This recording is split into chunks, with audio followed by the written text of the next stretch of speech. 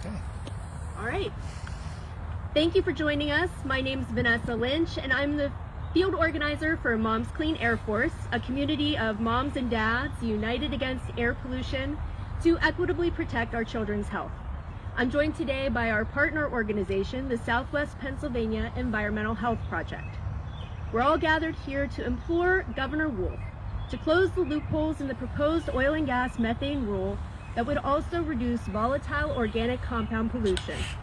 The loophole would allow 50% of oil and gas methane pollution to go unchecked and continue to fuel climate change.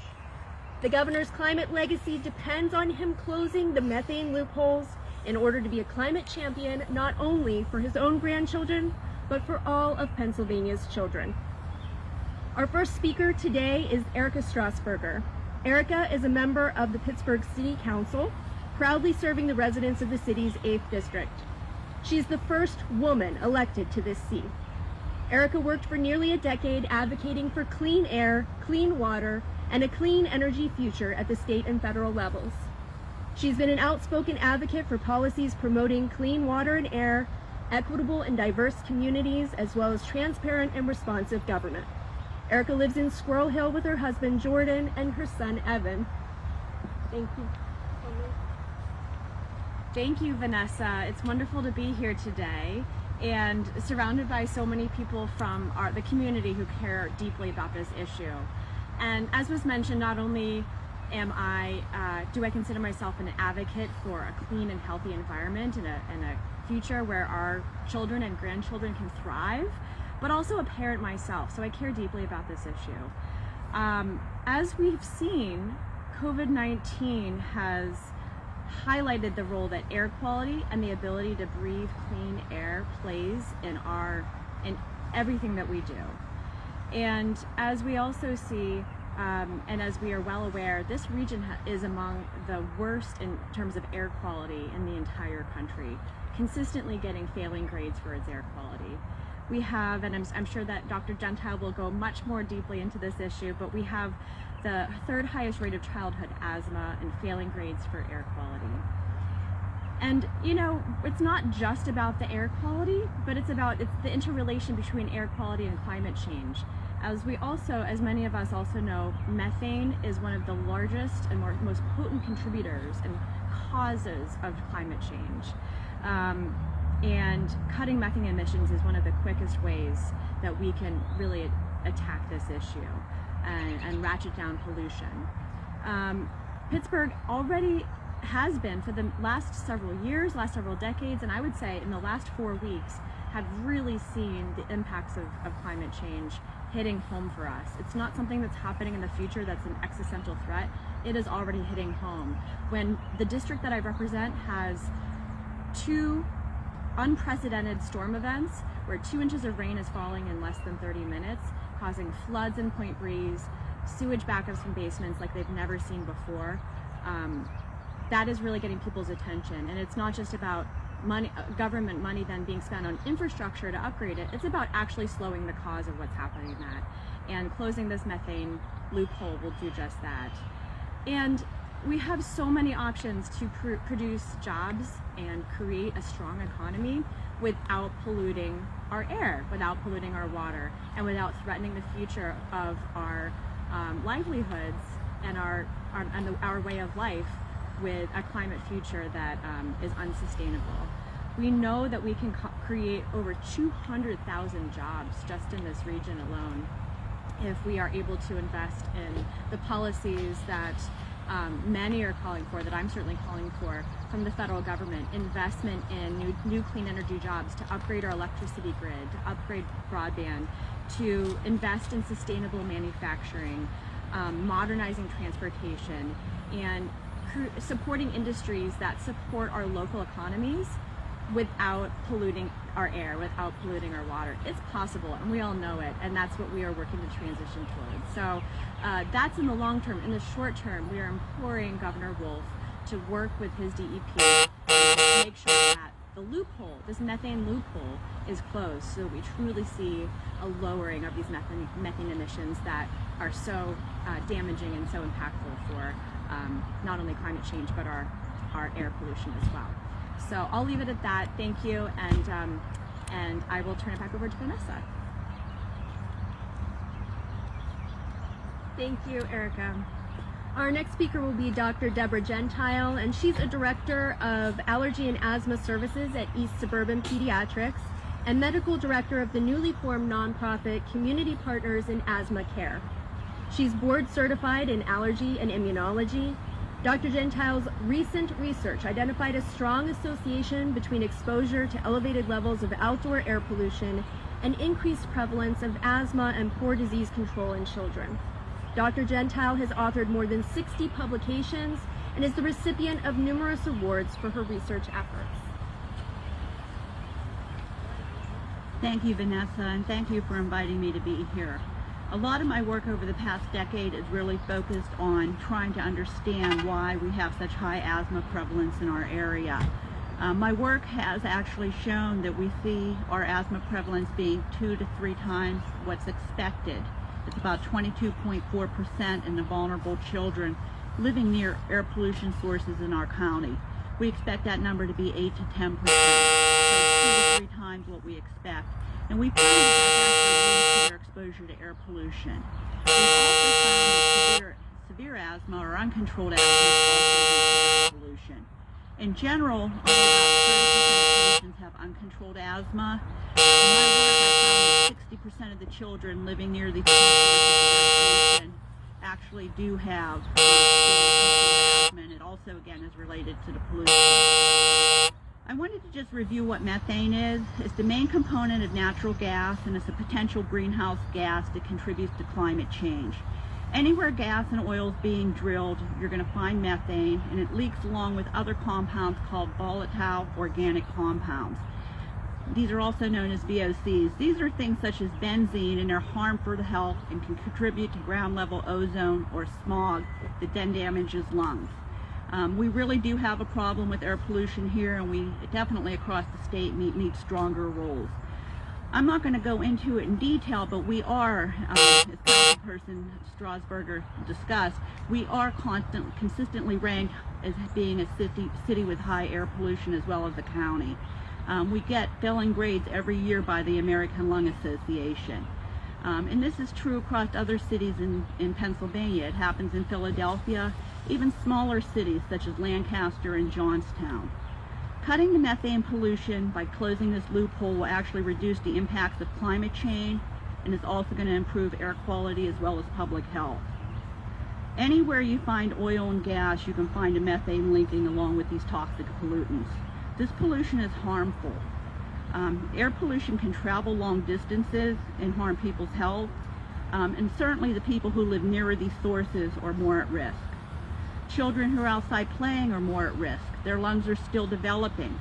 Whenever they're outside playing, they're breathing in more air more rapidly, and they're getting more exposure to these chemicals. Reductions in methane will actually have a lot of help in improving our exposure to volatile organic compounds as well as other pollutants. We've known for decades that pollution is a problem. And we know that it especially impacts vulnerable populations, such as young children, older adults, anyone with underlying health conditions. Minorities, as well as lower socioeconomic or poorer families, are also at risk. There's a variety of diseases, not just asthma, impacted by air pollution from the oil and gas industry. Certainly respiratory diseases, including asthma attacks, chronic obstructive pulmonary disease. There's also rates of hospitalizations that are increased. There's reports of reproductive problems, blood disorders, neurologic problems, and cancer. We all know people with these problems. Also, air pollution is linked to adverse birth outcomes such as low birth weight, preterm birth, and birth defects. Again, children are especially susceptible. Air pollution also contributes to ozone smog, and that in itself can damage the lungs and cause asthma attacks. So we have both this acute effect of exposure to air pollution, and then I want to turn now and talk a little bit about climate change. Warmer temperatures caused by climate change is making Pennsylvania's air pollution problem worse, and it's putting our residents' health at risk. We are, as Councilperson Strasburger indicated, we are experiencing firsthand what's happening during climate change. We're having lots of rain, lots of flooding. high humidity. These hotter and longer summers are increasing ozone and smog. Also, these longer and hotter summers are increasing our pollen levels. So most patients who have asthma are triggered by allergies, and they're seeing much longer seasons with much higher peaks. Every year I report the highest pollen levels we've ever seen, and that's true. Every year these numbers go up, and it's been linked to global warming. The flooding is very concerning. It can lead to infectious diseases if sewers overflow. Additionally, the flooding can cause mold damage in homes, and that can trigger respiratory problems as well.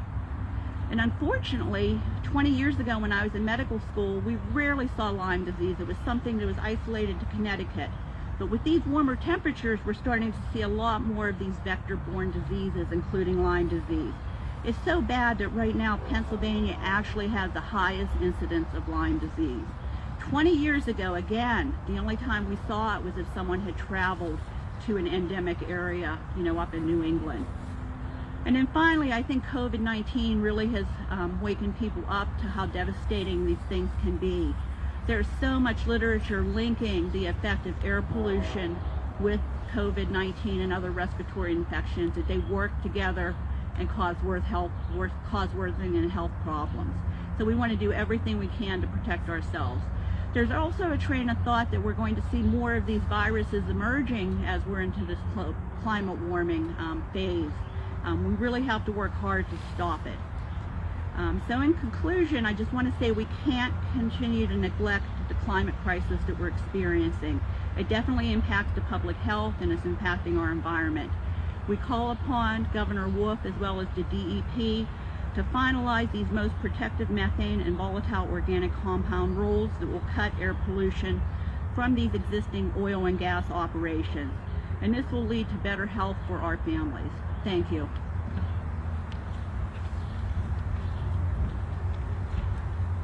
All right, we have Suparna Agrawal. Suparna is a rising college freshman at George Washington University in Washington, D.C.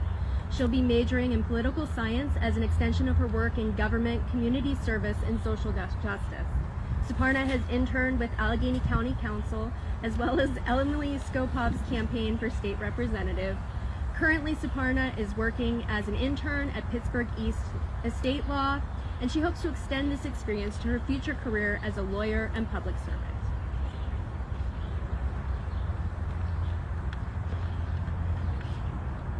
"4 years. In 4 years, Governor Tom Wolf promised us to have reduced greenhouse gases in Pennsylvania by 26%. This was a promise made in 2019, before the pandemic hit, before our populations were more at risk than ever. Right now, the importance of clean air protections for our families and communities has never been clearer. But regardless of our vulnerable populations, Pennsylvania continues to be the third largest greenhouse gas polluting state in the entire country, which shows how little progress we've made as a state. Something needs to change.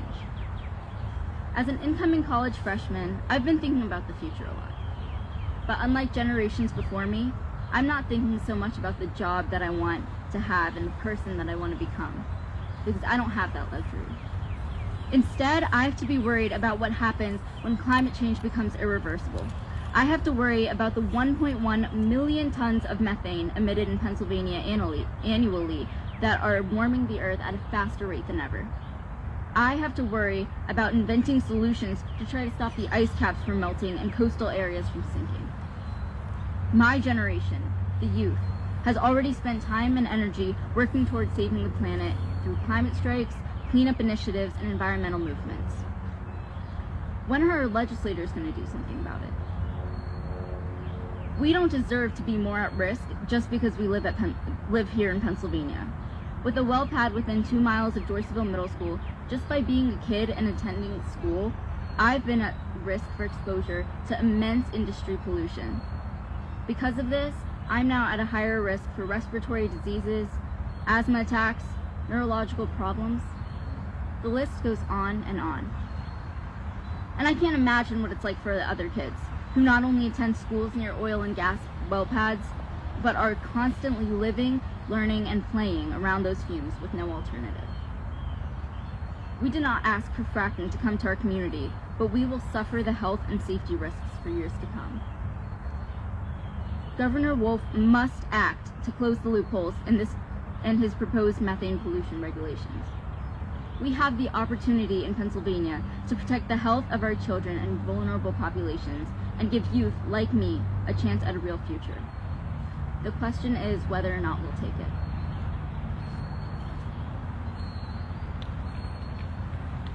Thank you, Sabrina. So, I'm Vanessa Lynch, as I said earlier, with Moms Clean Air Force.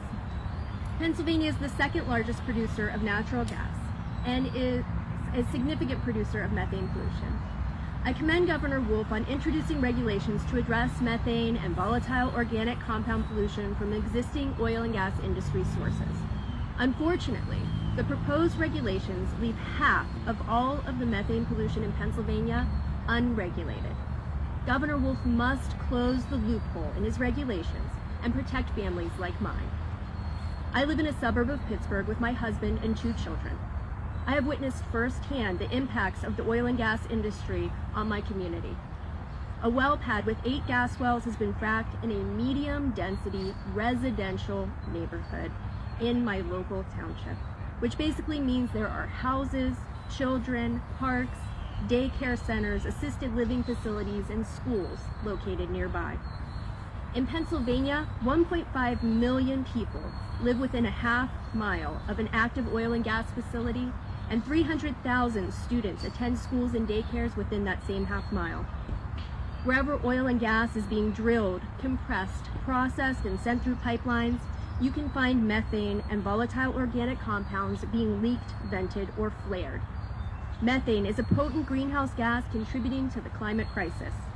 The reality is, when my children are my age, they will be left to deal with an even greater climate change crisis than what we're experiencing today in Pennsylvania if we don't take meaningful and bold action to cut climate warming methane pollution now. The Pennsylvania Department of Environmental Protection reports that we have the highest number of cases of Lyme disease in the nation, triple the number from just 10 years ago, primarily attributable to climate change, which in turn is fueled by methane pollution. Last Friday, I had to take my daughter to be tested for Lyme disease as a result of a tick bite she received while enjoying nature with friends, something we should all be able to do without worry. In addition to contributing to climate change, we know oil and gas industry air pollution can increase the risk of adverse birth outcomes, cancers, asthma attacks, and respiratory problems. My son, who struggled with periodic breathing difficulties throughout his childhood, needs protections, and so do the more than 200,000 Pennsylvania children who have asthma. Governor Wolf, now is the time to act on methane pollution by closing the loophole in the proposed methane regulations, thereby protecting the air our children breathe, the health of our families, and slowing climate change in its tracks. Safeguard my family, my friends, and my community with strong methane pollution protections, and secure your climate legacy. We deserve your best. Thank you guys for coming. Thank you to our speakers who did a fabulous job today. All right, thanks. Excellent. Love the all women. Yeah. How about that? Okay. I am very sorry about that.